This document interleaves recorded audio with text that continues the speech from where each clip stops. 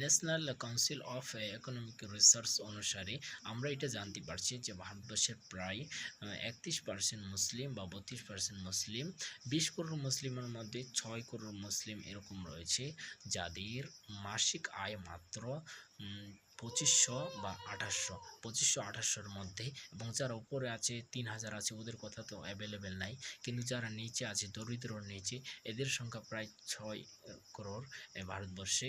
আর এদের ব্যাপারে বলা হচ্ছে যে এদেরকে শিক্ষাগতভাবে পিছিয়ে রাখার কারণে এদের এত, যে ভারতবর্ষে এদের ঠিকভাবে কাজ পাচ্ছে না, জব পাচ্ছে না, ফলে এরা এত পিছিয়ে। আরেকটা রিসার্চে জানা গেছে 2021-এ পুরো ভারতবর্ষে একটা সার্ভে হয়েছিল, যেটা সার্ভের মাধ্যমে আমরা জানতে পারছি ভারতবর্ষে প্রায় 1 করোড় 10 লক্ষ মুসলিম স্টুডেন্টস যারা কাজ ছেড়ে দিয়ে স্কুল পড়া ছেড়ে দিয়ে কাজে লিপ্ত হয়েছে, কারণ শুধু এটা যে তারা সঠিকভাবে ফিস জমা করতে পারছে না স্কুলে। আর এটা দ্বারা আমরা বুঝতে পারছি যে আমরা অনেক এখনও পিছিয়ে আছি, আমাদের উচিত শিক্ষাকে আরও দ্রুত এগিয়ে যাওয়ার। আমাদের রিকোয়েস্ট যে সবাই শিক্ষাকে নিজের সন্তানকে সুশিক্ষিত করবেন, এবং এটাই আমাদের প্রত্যাশা।